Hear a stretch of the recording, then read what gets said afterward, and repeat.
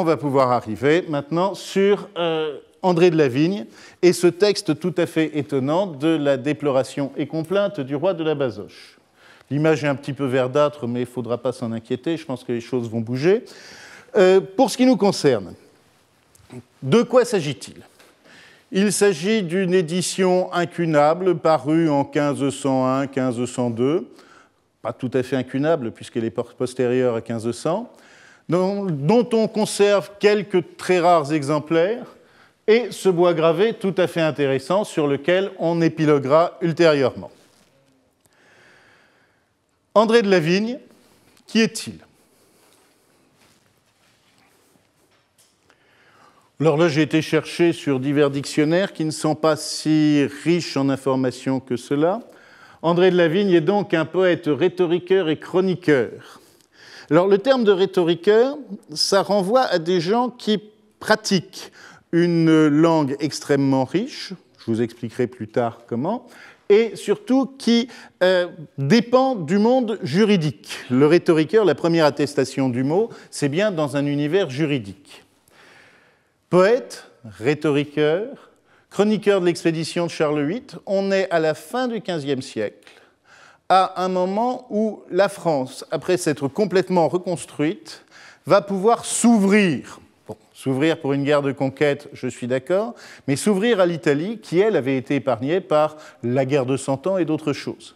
Ça va être une sorte de choc culturel extraordinaire, et ça va être le choc des mondes, si vous voulez, ce qu'on a l'habitude de traduire par un Moyen-Âge finissant et une Renaissance éclatante. Les choses sont beaucoup plus subtiles.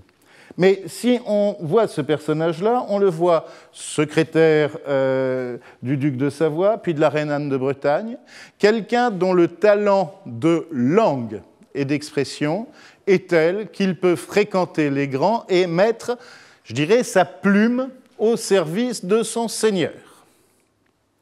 Ça, c'est un élément caractéristique, je dirais, du poète, du rhétoriqueur. C'est un poète de cour, un poète qui s'installe justement dans cette dimension du spectaculaire et du beau. Lors de très nombreuses œuvres, je vous en donne une petite énumération là, qui sont assez intéressantes dans la mesure où on voit des pièces de théâtre, Moralité de l'aveugle et du boiteux, mais aussi des pièces politiques, Atolite et Portas de Gênes, le libelle des 5 livres d'Italie, etc. Des textes historiques, Histoire du voyage de Naples, et des textes qui vont être des textes de circonstance. La poésie de circonstance devient une poésie à part entière, et vous voyez par exemple les 24 couplets de la valitude et convalescence de la feu, reine très chrétienne, etc., ou les épitaphes en rondeau de la reine.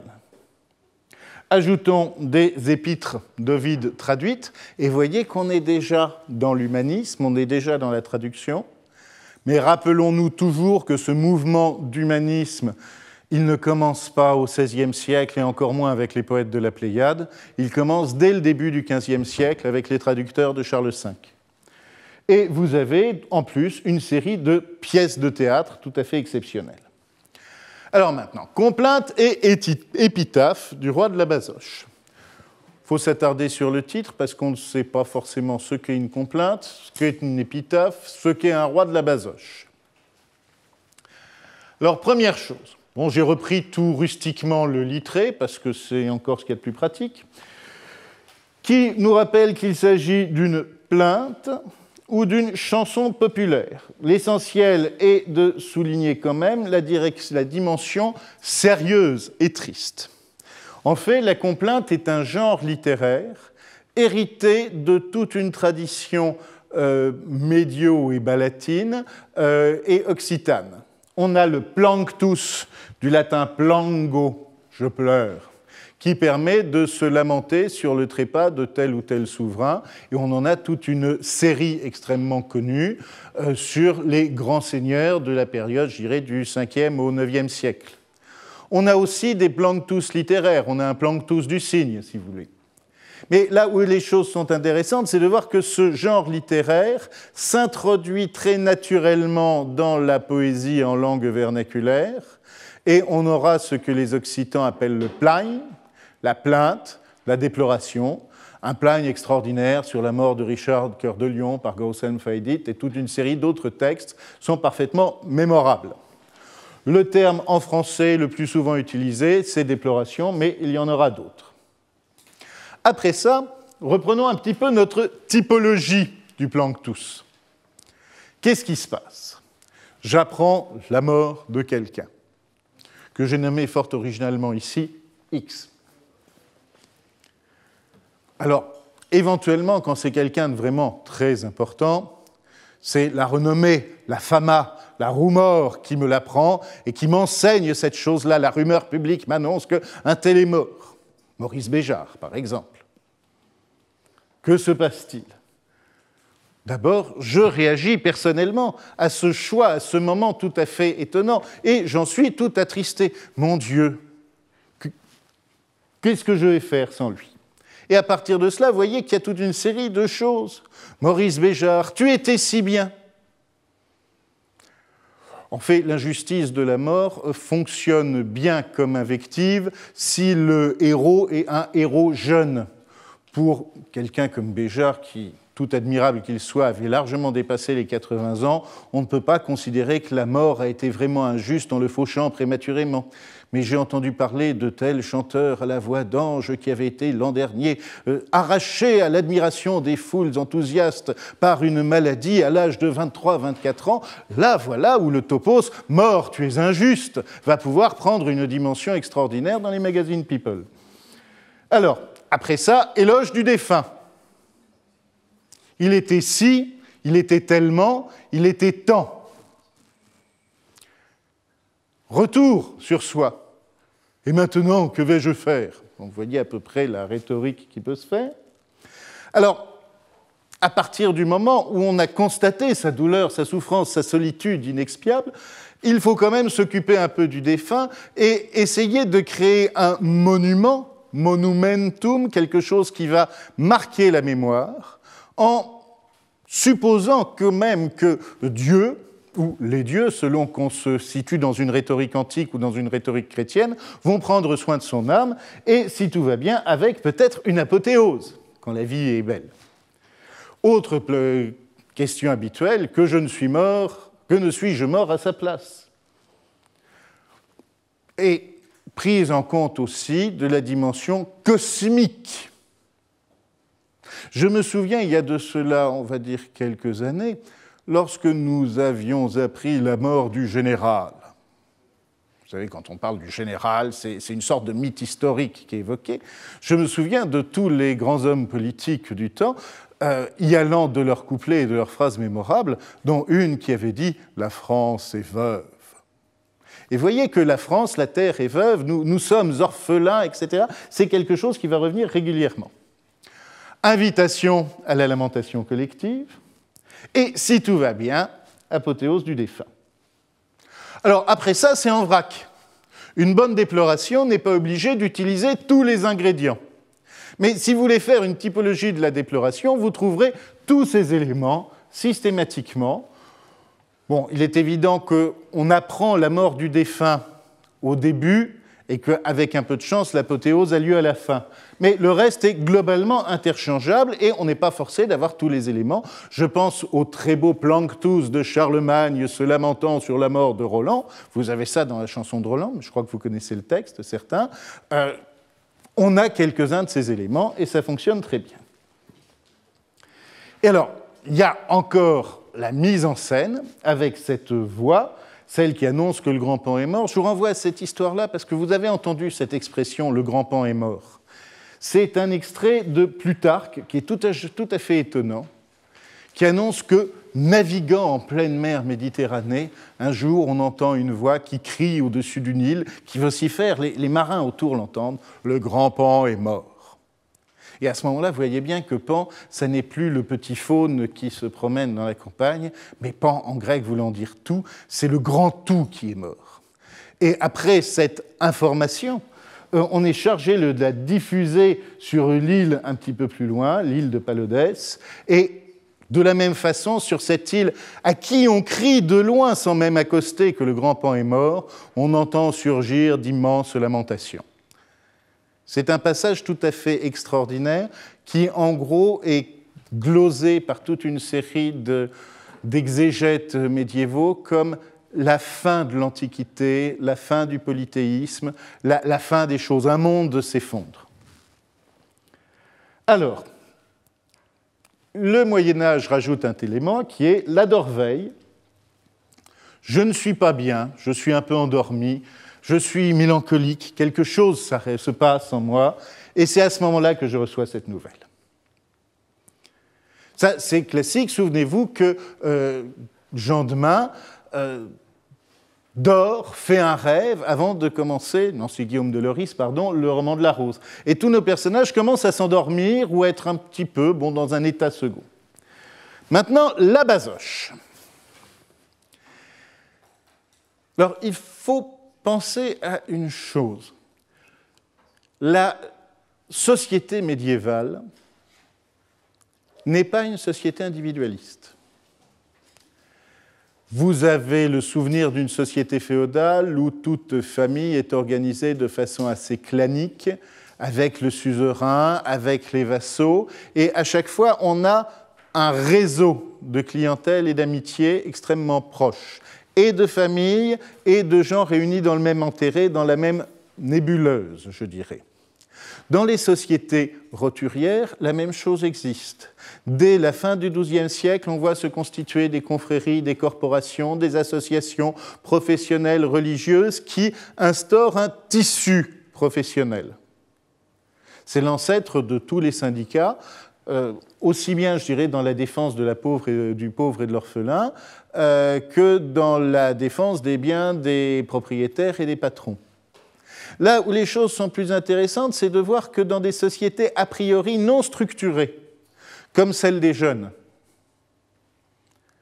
dans un village, par exemple, on voit se mettre en place très vite des organisations qui sont des frérèches, des fratries, des bandes de jeunes du même âge qui s'organisent dans un réseau social et qui arrivent à vivre, à faire des fêtes, à partager des choses et à, d'une certaine façon, se discipliner.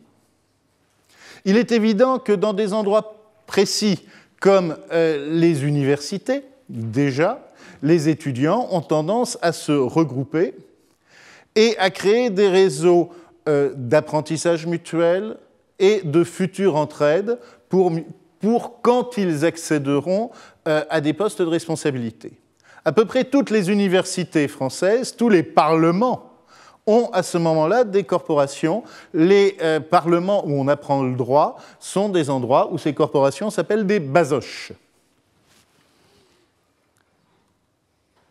Et ce qu'il y a d'intéressant, bon là vous avez un très joli texte de Fabre, auteur d'une histoire des clercs de la basoche ou des basoches, que vous trouverez tout simplement sur Gallica. Si vous voulez, ce qu'il y a d'intéressant, c'est de voir qu'effectivement cette basoche fonctionne comme une micro-société et va avoir une double orientation, sérieuse, comme on dirait, pré-professionnalisante, et en même temps rigolarde, dans la mesure où on est jeune, on n'a pas trop de responsabilités, on aime boire et faire la fête, et on aime évidemment se moquer des vieux, ce qui fait quand même partie des agréments d'être jeune. D'où le fait que les sociétés de basoche vont avoir ces deux versants, des versants sérieux qui nous ont un petit peu échappé maintenant, et des versants très ludiques, très caricaturaux, avec des pièces de théâtre comiques, avec des sottis, c'est aux clercs de basoche qu'on doit la plupart des sottis, avec des pièces satiriques, avec des tas de choses. Bon, je pense aussi à des confréries comme la confrérie des connards que vous avez à Rouen, vous avez des choses comparables à... Le connard ne prend qu'un N. Que vous avez à Rouen, que vous avez aussi à Dijon, ce sont des confréries joyeuses. Alors, la satire des clercs de la basoche est fougueuse comme l'orage, vive comme la passion, etc. Nous la trouvons à diverses reprises si brutale et dépassant si souvent les bornes de la décence et de la pudeur que le Parlement est obligé d'intervenir. Alors là, j'ai préféré vous donner une image d'un ordre relatif, sachant que ce qui va caractériser les basochiens, c'est qu'ils aiment bien manger et bien boire. J'ai pensé que le Bacchus ivre du Caravage était tout à fait rassérénant, mais vous pouvez transformer ça en mettant n'importe quelle image mentale de n'importe lequel de vos copains le jeudi soir après le Beaujolais nouveau, ça marche aussi. Alors, nous arrivons au texte. Quand je vois l'heure, il était temps. Nous arrivons au texte. Qu'y a-t-il dans ce texte? Un acteur. Alors, l'acteur, c'est en général celui qui raconte l'histoire dont il est le témoin ou le protagoniste. C'est assez intéressant de penser à ce mot-là, qui n'est pas exactement celui de l'auteur. L'acteur, ça vient du latin ago, j'agis. L'auteur, ça vient du latin aogeo, j'augmente. L'auteur, c'est celui qui développe. L'acteur, c'est celui qui est partie prenante et protagoniste de son histoire. Et que dit-il? Quelque chose d'une limpidité qui vous a sauté au visage. Au point perfis que spondylent les muscules, sens vernacule, cartilage, auricule, disisacule, diana crépuscule, et leur accule pour son lustre assoupir, aurora vient. Qui la cicatricule du dilucule, diamètre obstacule, en matricule, et la nègre macule, adminicule, recule et fait croupir. C'est très joli. Je crois que vous êtes sensible à la joliesse de ces choses-là, tout en vous interrogeant peut-être sur ces rimes en cul, bon, qui sont peut-être pas si euphoniques que cela, mais en disant, mon Dieu, il y a plein de mots savants. En gros, ça revient à dire, au moment où le jour chasse la nuit, au moment où le sens d'Isis pousse le crépuscule de Diane et pousse l'heure, voici qu'arrive Aurore, qui la cicatricule, etc. Donc la petite cicatrice, la petite trace du jour va commencer à agrandir. Notez ce mot de dilucule. Il vous paraît ridicule. Mais un autre mot qui rime est tout à fait habituel, c'est crépuscule. Et ces mots-là sont présents, par exemple, chez Rabelais dans le discours de l'escolier limousin, et nous transfrétons la séquane, et du dilucule au crépuscule, nous faisons ceci ou cela, du petit jour au grand soir. Dilucule a disparu, crépuscule est tout à fait normal. Alors, notre poète, donc, se situe, on est bien d'accord, à l'aube. Les deux vers, les deux strophes signifiaient ça. Et le voici maintenant, pensant, pensif, perplexe, du pou passif, prému, poussif, prépris, précessif, parasensif, pur, pauvre, présensif, pérasensif, paresseux, perspicable, prépostéré, périclute, persusif, pyromancif, promulgué, présomptif, pou perpésif. Plein propos pénétrable, pouvoir partable, prescrit, pris, propérable, partiplorable, provencillon portable, pacificable, postulant, pris par vers. Vous êtes aperçu qu'il se passait quelque chose, que le sens reste toujours aussi opaque, mais que tous les mots commencent par la même lettre. Je pense que vous en étiez aperçu, ou alors c'est à désespérer. Alors ça fait partie de ce qu'on appelle les vers pantogrammatiques, et ça plaît beaucoup et depuis longtemps. Je vous avais parlé des auteurs latins, vous avez Huguebald, le moine Huguebald, qui fait la louange de Charles le Chauve, un petit peu après Rabon-Mort, et qui a ce texte extraordinaire « Carmina convici cernimus carperi calvos conatus cecinit celebrantur calmine calvi », etc. Nous allons chanter les chauves. Il faut vraiment avoir du temps à perdre, je suis d'accord. C'est un exercice de style. Donc on a chanté les chauves, les chanteurs, etc., etc. Et cette tradition du vers pantogrammatique va se retrouver jusqu'à la fin du XVIe siècle, et bien au-delà, dans des textes là que vous retrouverez dans les bigarrures du Seigneur des Accords, que je vous signale. Vous pouvez télécharger sur Internet les bigarrures du Seigneur des Accords, c'est un texte tout à fait étonnant. Donc, je ferme ma petite parenthèse sur les vers pantogrammatiques et j'arrive maintenant à cette situation. Du Haneli aspirant, boursouflé, trop éronflé par dormitoire enflé, devoir nifler, assembler, mitoufler, non désenflé, gissant sur une couche, d'avoir le soir Bacchus et niflé, Vénus riflé, Ganymède béflé, Vulcain soufflé, Midas l'agnier néflé et berniflé son flageolet rouge, muet et louche des yeux et de la bouche, comme une souche dormant, Joïl accouche d'une farouche querelle de reproches que contre mort proférait la basouche. Ça y est, on entend la basoche proférer quelque chose contre la mort. Très bien. Et on se dit, ah, nous sommes dans la situation de Dorveil, où le poète est dans une situation méditative, dans une sorte de sensibilité à l'air du temps, à la douleur ambiante. C'est métaphysique. Regardons un petit peu ce dont il est question. Du Hanneli aspirant, donc aspirant en poussant des soupirs, si vous voulez, Hannelitus, c'est l'haleine, etc., boursouflé, trop éronflé par dormitoire enflé, cette sensation extraordinaire, vous savez, des gens qui sont complètement bouffis de sommeil en ayant trop ronflé. Voilà quelque chose qui est subtil et poétique. Et le voici donc niflé, assombré, mitouflé, dans des états lamentables, non désenflé, et un peu plus loin, vous avez vers 46 et suivant, 45 et suivant, muet et louche des yeux et de la bouche, donc les yeux et la bouche fermés ou louchants, dormant comme une souche, voilà qui est poétique, j'ai entendu les reproches, etc. Et qu'a-t-il fait la veille pour être dans cet état-là? Je vous demande un peu. Il a le soir battu ses corniflés, taquiné la bouteille. Bon, quand on dit qu'on a taquiné la bouteille et qu'on le reconnaît, vous savez qu'on se retrouve en général à 1,8 g. Vénus riflé, fait des choses à Vénus. Donc il s'est laissé aller à l'amoureux déduit. Bien.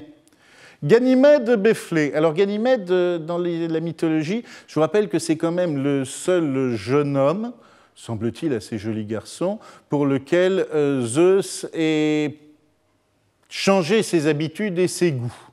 Donc c'est le seul cas d'homosexualité avérée de Zeus. Quand même assez intéressant dans un texte qui essaye d'être bien, d'être convenable et mythologique, de dire « bon, j'ai fait ceci avec les femmes et cela avec les jeunes gens ». J'ai soufflé Vulcain, c'est-à-dire que j'ai continué à cocuer les maris, et j'ai trompé Nidas l'ânier, c'est-à-dire le roi Midas, je l'ai trompé à son tour et j'ai volé son argent. Donc j'ai joué, j'ai bu, j'ai fait l'amour comme un malade et dans toutes les directions. Voilà pourquoi le lendemain matin, on a la langue un peu pâteuse, et si vous regardez, on est déjà dans une situation inhabituelle pour un Planctus. Alors, la Dorveil du poète, excusez-moi, j'ai cherché des exemples de Dorveil, et vous avez l'exemple traditionnel de l'ivresse de Noé. L'inventeur de la vigne et du vin, et qui, vous le savez, c'est la première cuite de l'histoire, hein, Noé, oublie de remettre de l'ordre dans ses vêtements. Donc, le voici légèrement déshabillé. Invective contre la mort, et maintenant nous allons passer dans le registre sublime. Ça n'est plus le poète qui est en train de dessouler au fond d'un caniveau qui entend la mort, c'est la basoche qui s'exprime. Et elle va s'exprimer de façon très soutenue. Ô atropos, mot grec, plutonique scabreuse, furie aride, sulfurinée, ombreuse, fière bouquine, bugle, cerbère, carbre, bête barbare, rapace, ténébreuse, gloute cylindre, cocodrille vibreuse, chimère amère, mégérin candélabre, harpicaustère, thésiphonie calabre. Ça y est, on est parti.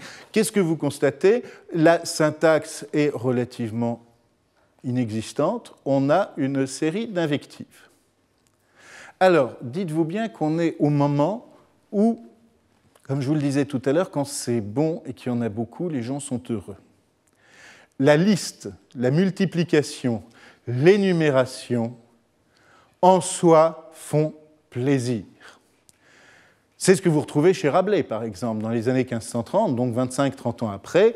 On a l'énumération de tous les jeux auxquels peut jouer le petit Gargantua, de toutes les formes de couillon, mignon ou flétri, de toutes les invectives possibles, de tout ce que je vais manger aujourd'hui ou de tout ce que je ne mangerai pas aujourd'hui. À chaque fois, on en rajoute.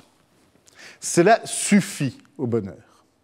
Et ici, cet effet de liste va se renforcer d'effets de sonorité et de recherche lexicale. Il est évident que quand on traite les gens de gloutes cylindres et cocodrilles vibreuses, il y a un certain bonheur à le faire.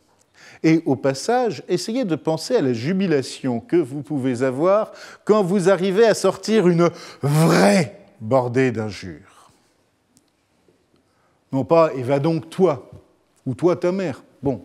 Mais être capable de partir, de prendre son élan et d'aller dans l'invective pendant 5, 10, 15, 20, 30 secondes en accumulant les choses, en général les plus insultantes. Mais c'est l'effet de masse qui fait du bonheur. C'est ce que vous retrouvez aussi dans certaines pièces de Shakespeare, ce goût pour l'invective qui devient quelque chose de l'ordre du sport et de la beauté. Et vous allez vous apercevoir que tant qu'à dire des gros mots et des choses compliquées, on va arriver à faire des choses intéressantes. Perverse adresse, qui trop diverse verse liesse, c'est ce que tu as renverse vexe, d'après se presse, la cicatrice tisse. Qu'est-ce qu'on a? On a un système de rime en écho. C'est-à-dire qu'à chaque fois, là où les deux dernières syllabes d'un hémistiche sont répétées. Ce qui vous permet d'avoir perverse adverse, liesse, après se presse, de quelque part que, d'anès naisse, d'express presse, d'indice dis, service vis, etc. On peut y arriver, mais si vous y réfléchissez, ça n'est pas si simple que ça. Soyons honnêtes, on peut y arriver, mais comme le dit un des fous à un autre fou dans le Cromwell de Victor Hugo, ta chanson est mauvaise et ta rime y gêne la raison. Alors, vous avez donc une invective contre la mort qui est extrêmement longue et qui va se continuer comme ça avec cette fois-ci un essai de pentagramme où on fait l'ensemble de l'alphabet. Lente, lâche, lourde, sexe, hors, stérile, suborné. Tous ces textes-là, si vous voulez, jouent à développer. On est constamment dans le registre de l'amplification. C'est peut-être ça qu'il faut voir. Alors, les vers lettrisés, je vous en donne des exemples. Vous en avez chez Molinet, vous en avez dans le texte. Et maintenant, vous allez avoir un texte tout à fait extraordinaire. Ce couplet, qui va être donc une invective contre la mort, tout à fait recevable, mais qui va proposer plusieurs lectures. Alors, vous le voyez tel quel. Je signale, je le rappelle, ce texte-là, vous l'avez évidemment dans votre polycope, vous pourrez le reprendre tranquillement. Hein. Vous pouvez le lire comme ça. Ça a du sens. Vous me direz, cette suite d'invectives, de toute façon, a du sens. Vous pouvez le lire aussi en le renversant, c'est-à-dire que source vilaine peut se lire en vilaine source. Inhumaine ours, secréteur, etc. Puisque vous avez fait des effets de rime intérieure. D'accord? Pour la deuxième partie, fine bête punaise, vous pouvez aussi jouer sur le système d'interversion. Punaise bête fine, mauvaise morne mine, etc. Et dans certains cas, vous pouvez même aller plus loin et faire des rimes en bête et tête, par exemple. Vous voyez que déjà, ce qu'on imaginait comme une colonne peut déjà donner lieu à 3 colonnes différentes. Maintenant, on le reprend comme ça, on peut intervertir. C'est-à-dire lire non plus une colonne ou une autre colonne, mais lire les deux colonnes. Lire les deux colonnes en faisant l'interversion sur la première colonne. Et évidemment, jouer ensuite, bon, sur la deuxième colonne évidemment, et jouer ensuite avec des systèmes de permutation. Puisque tout cela est parfaitement cohérent, qu'on peut avoir aussi bien vilaine source, etc., et hautaine rousse, ou prendre les vers A à B et les permuter de la même façon. Et de la même façon, le groupe de rimes traite, extraite, libidin et refaite, planète, paludin, on peut les permuter au choix et aussi souvent qu'on veut. Vous apercevez qu'avec ce genre de situation, ce n'est pas 6 lectures possibles qu'on en a, mais plusieurs dizaines. Ajoutons à cela que rien ne nous empêche de commencer par un vers plutôt que par un autre. Dans un petit bulletin de Méchineau qui est dans votre polycope, le poète et les manuscrits annonçaient 32 lectures et plus. En fait, Jacques Roubaud, l'Oulipien, bien connu, et le mathématicien, a montré qu'on dépassait le 1 million de lectures. Si on faisait tous les systèmes de permutation possibles. Continuons. Porté ôté de telle source, souscrit, sous-cri, gris, gros, gras, grand, grève des cris. Encore système d'exploration des sons, système de surabondance. Parce que quand on a le retors hors d'os, d'ordure, dur des torts, on est toujours à ne pas avoir besoin de se demander ce que ça signifie, mais on constate qu'il y a une sorte de prolifération de la langue. Nouveau vers, amer, qui décevant te vante, etc. Et par des rois, des d'œuvres exigeantes gentes, vous retrouvez ces rhétoriques enchaînées tout à fait caractéristiques. Là, celle-là, je l'aime beaucoup. Vous avez une strophe tout à fait semblable quand les diables s'invectivent au début du mystère de Saint-Martin. Je crois que c'est un très très bel exercice de prononciation, si vous y réfléchissez. Ça correspond à un virlangue terrible. Et pensez qu'en plus, ça devait avoir encore plus d'effet si, comme à l'époque, on roulait les R. Parce que tric, trac, tro, trousselant, tric, troc. Vous voyez un petit peu ce que ça peut faire, ça envahit tout l'espace. Alors maintenant, venez tous à pleurer avec moi. Après l'invective contre la mort, on a cet épisode-là. Dormez-vous, quoi, qui, mais quand, mais où. Et on va faire quelque chose qui est très important, on va utiliser la poétrie. Le mot anglais « poetry » existe encore. La poétrie au XVIe siècle, c'est l'utilisation de références mythologiques parce qu'on est convaincu que c'est ça qui est beau.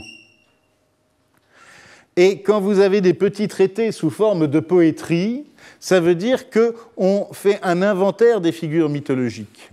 D'une certaine façon, les si innovants poètes de la Pléiade, récupérant l'humanisme, l'Antiquité, la mythologie, etc., ne font rien d'autre, au bout du compte, que récupérer l'image de la poétrie qu'on avait à peu près 50 ans avant eux. Alors, vous pouvez remarquer qu'on a les muses aquariades, les naïades, mais les coryndiades, qui ne sont quand même pas si fréquentes que ça. Et maintenant, venez tous pleurer. Pleurer les basochiens, qui va pouvoir se lire dans tous les sens. Je ne sais même pas si je l'ai explicité. Ça n'est pas utile. Vous voyez très bien que vous pouvez commencer en haut à gauche, en bas à droite, et dans tous les sens, tout se lit de la même façon. Maintenant, ce n'est pas seulement les basochiens qui sont invectivés, là, mais les Suisses. Pourquoi les Suisses? Parce qu'on est au palais de justice. Et que les Suisses, à ce moment-là, sont déjà des mercenaires chargés au maintien de l'ordre. Les voici, nos Suisses. Les seuls Suisses qui existent encore sont ceux de la garde pontificale, donc ça va être un peu anachronique, mais rendez-vous compte, nos Suisses, comme ils sont beaux. Et chacun a son col-lit, à grève sanglot, etc. Et maintenant, laissez couleur. Mettez juste à lebarde, cessez au bad. Ne pensez plus à barbe, ne faites plus de douces œillades, etc. Nos Suisses perdent leur couleur et tout est triste. Ça y est. On a même des Maures et des Albanais que vous avez un peu plus loin. Alors les Maures et les Albanais, ça j'ai eu du mal à les retrouver, ce sont tout simplement des troupes mercenaires aussi, et qui étaient elles aussi connues pour des costumes très, très somptueux. Donc notre Parlement, avec ses basochiens, mais aussi, je dirais, avec ses appariteurs, ses gardes, etc., bascule au noir, bascule au gris. Et on va appeler tout le monde à pleurer. Le palais, le temple royal, cour bienheureuse, digne patronne, etc. C'est l'ensemble du palais, c'est l'ensemble de la cour qui vont être appelés. Et à partir du moment où on dit « pleurez, palais », bon, je dirais « pleure l'Élysée », bien, d'accord. Mais une fois qu'on a embrayé et qu'on a fait le système de métonymie et d'appeler des individus par un nom, de choses, on peut continuer pour arriver à cette espèce d'énumération qui, moi, me paraît merveilleusement surréaliste. Pleurer, parquet, banc, chaise, escritoire, répertoire, audience, lieu, pleurer le bon roi, pleurer, poutre, pilier, fendez et carreaux, poches et sacs, que tout le mobilier pleure. On est évidemment, je ne sais pas si ça vous saute aux yeux, un peu dans le ridicule. Et on est encore dans le bonheur de l'énumération. Ce bonheur de l'énumération, il a un équivalent que vous avez peut-être eu en tête dans l'illusion comique, où Matamor parle de son amour qui est tellement brûlant qu'il aurait pu embraser toute la maison, et vous avez, aurait tout à l'heure... aurait en un moment embrasé la maison, dévoré tout à l'heure ardoises et gouttières, faites lattes, chevrons, montant en courbe, filière, entre toises, sommiers, colonnes, soliveaux, panesols, appuis, jambages, traveteaux, etc. On est dans la même logorée où vous pouvez remarquer ce qui compte, ce n'est pas de dire quelque chose d'intelligent, c'est de faire du bruit. Alors, pleurez les femmes. Jante censière, geôlière, jante grossière, mirolière, boursière, entrelacière. Là, on parle des petits métiers. Pleurez les hommes, gros, gras, pâteaux. Pleurez libraire, chapelier, farceur, geôlier, etc. Pleurez encore solliciteurs, entremetteurs, tuteurs et curateurs. Pleurez artisans. Pleurez religieux.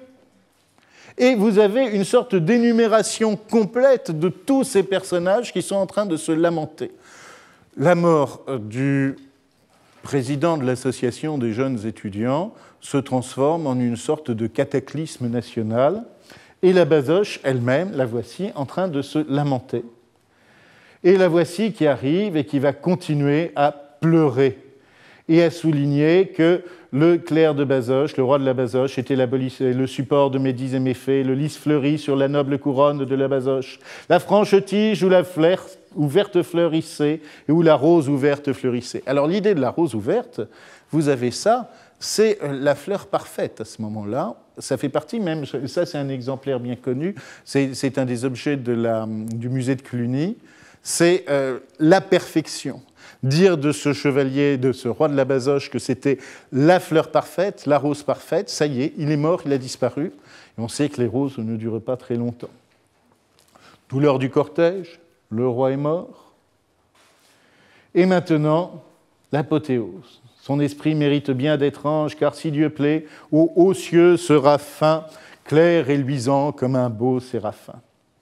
Et voilà que s'approche maintenant, dans un deuil non plus parisien, mais national, les autres Basoches, Toulouse, Bordeaux, Dijon, Grenoble, tous les endroits où vous aviez un parlement et des facultés de droit qui arrivent. Et que vont-elles dire, ces Basoches ? Sous cette amère, dure et dolente pierre, gît notre roi basilical, dit Pierre. Alors, je signale, basilical, c'est une des étymologies, vous l'avez peut-être vu passer tout à l'heure, que l'on propose pour le mot de Basoche. Donc, roi basilical, roi de la Basoche, qui a son peuple en douleur relinquit. Vive fut encore, ce ne fut un cater qui trop soudain l'a tombé jusqu'à terre, dont triste suis, car c'est celui par qui mon étendard, etc. Bon, vous arrivez à lire effectivement ce texte-là tout en vous surprenant un petit peu de ces petites flèches qui mettent en facteur, d'une certaine façon, le système de rime. Le système de rime, il est mis en facteur parce qu'il va effectivement proposer un sens. Et là, vous arrivez à lire « ré, qui, aime ». La strophe suivante nous expliquera peut-être davantage, puisque vous lisez en effet de rime « et Aeternam. Requiem aeternam. Requiem aeternam dona eum domine et lux perpetua luceat eum, c'est le début de la liturgie des défunts. Alors, pensez qu'on est là dans un système tout à fait intéressant. On est capable de disloquer un vers suffisamment pour mettre en évidence une syllabe. Ici, une syllabe à la rime. D'accord. Mais cette syllabe à la rime va être organisée pour donner du sens. Alors, si vous regardez, on est dans une situation un peu symétrique de celle de l'augmentatio. Ce que je vous disais jusqu'ici, c'est à partir d'un objet, on le développe, on l'enrichit, on le rend profus. Ici, tout fonctionne au contraire comme si cette surabondance d'objets se réduisait, se réunissait pour simplement faire la ligne Requiem aeternam dona eum domine. On a à ce moment-là l'idée qu'une sorte de douleur, de souffrance, de tout ce que vous voulez, est en train de s'amuir, de se résumer à quelque chose. On n'est pas dans un registre d'augmentatio, on n'est pas dans le registre de la profusion, on est dans le registre de la condensation, de la concentration. Il est évident symétriquement que, comme pour un acrostiche, le choix du poète a été évidemment de partir de cette ligne verticale Requiem aeternam pour ensuite composer son texte. Lui, c'est situé dans une perspective d'augmentation, mais nous, en tant que lecteurs, nous le percevons comme une concentration, une expression de plus en plus intense de la douleur. On peut imaginer d'ailleurs que ces textes pourraient être lus. Et voici qu'arrivent les trypiers. C'était très beau quand même, le passage avec les basoches. Vous avez essuyé une larme furtive. Avec les trypiers, les voici, des logbeaux mal accoutrés, comme assurait Ribot, qui posent leur sirographe, c'est-à-dire leur manuscrit. Alors pourquoi les trypiers sont-ils mal vus? La tripe, c'est pas cher. Et si vous voulez, c'est l'équivalent du hamburger actuel. L'étudiant moyen, quand il cherche à se nourrir, ne va pas se prendre du faisan ou du porc ou des choses comme ça, il va se prendre de la tripe. Et vous avez le texte tout à fait extraordinaire dans les Franches Repues de François Villon. Comment faire pour avoir de la tripe? Vous avez un exemple que vous voyez.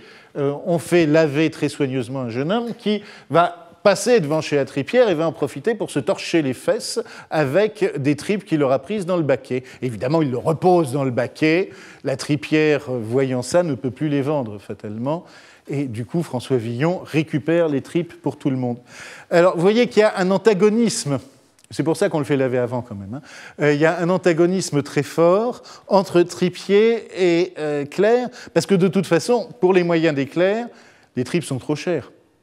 Donc il faut bien arriver à se détourner d'une façon ou d'une autre.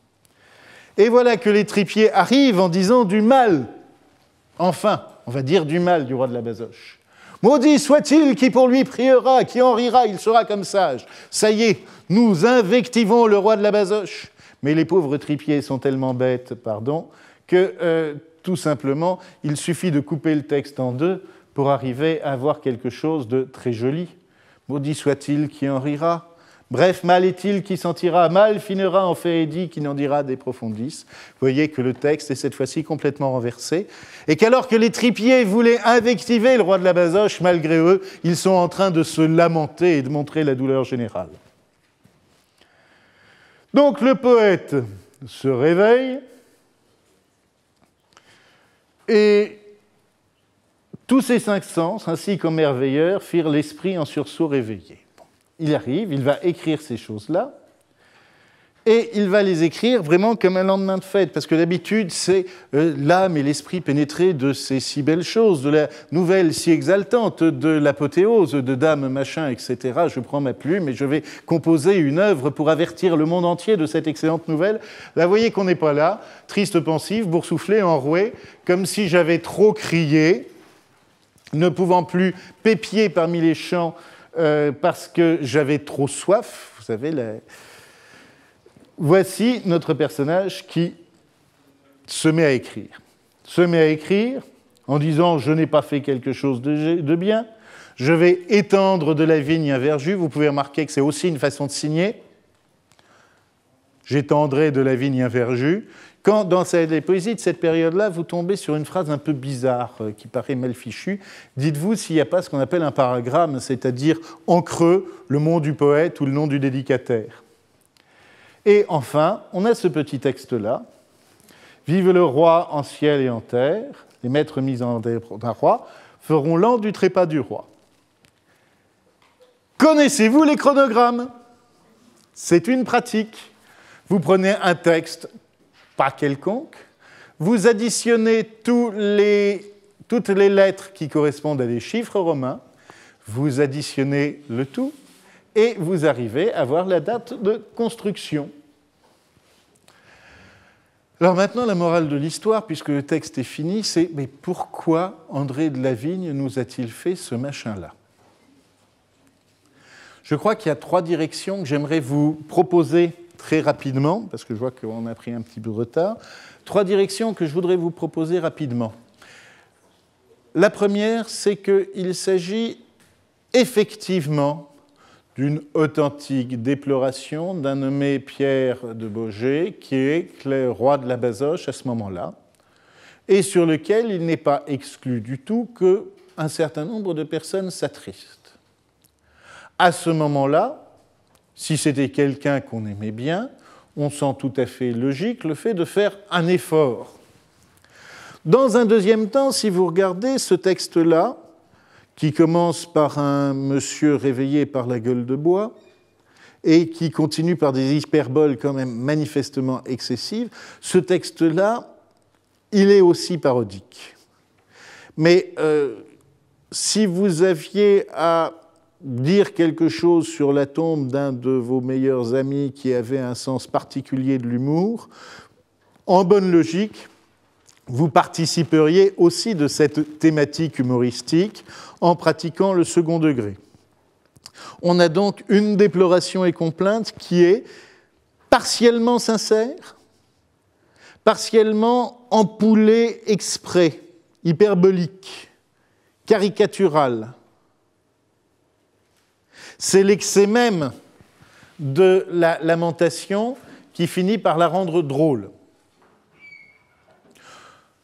Enfin, le dernier élément, c'est le fait qu'en 1501, André de la Vigne est peut-être un héros sans emploi, un scribe sans emploi, et qu'à faire ce texte-là, pour des jeunes gens qui vont bientôt entrer dans la carrière, à faire ce texte-là qui est connu de tous les avocats et de tous les membres du Parlement, il fait une sorte de chef-d'œuvre, où il se donne une carte de visite qui lui permet de rappeler qu'il est parfaitement capable de faire, en gros, n'importe quoi à la demande.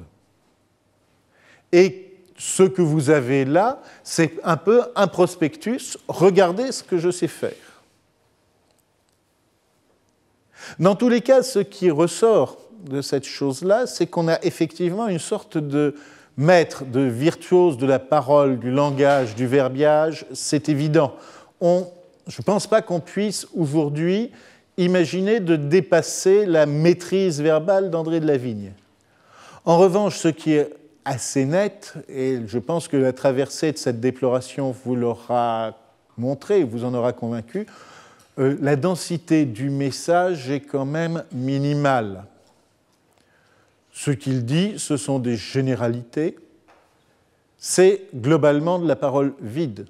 Les 400 ou 500 vers que font cette déploration et complainte du roi de la Basoche peuvent très largement se résumer aux 8 lignes au cours desquelles j'avais rassemblé les topoi de la déploration. On arrive donc, et ça n'est pas innocent, à une sorte d'extrême, et je dirais d'aporie de la recherche verbale.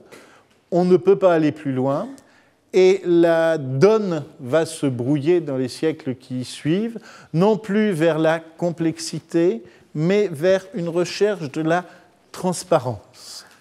C'est des choses que je vous développerai plus tard, mais ce qui est assez net, c'est que s'il n'y a pas de choses merveilleuses au XVIIe et XVIIIe siècle, pour l'essentiel, c'est que ce qu'on trouve très beau, c'est ce qui est immédiatement intelligible. Il n'y a plus l'effort, il n'y a plus l'espèce de joute constante de l'auteur et du lecteur. Il s'agit au contraire de faire passer du sens plus que faire passer de la forme. Quoique, mais ça c'est une autre histoire, je vous laisse là et à bientôt pour de nouvelles aventures.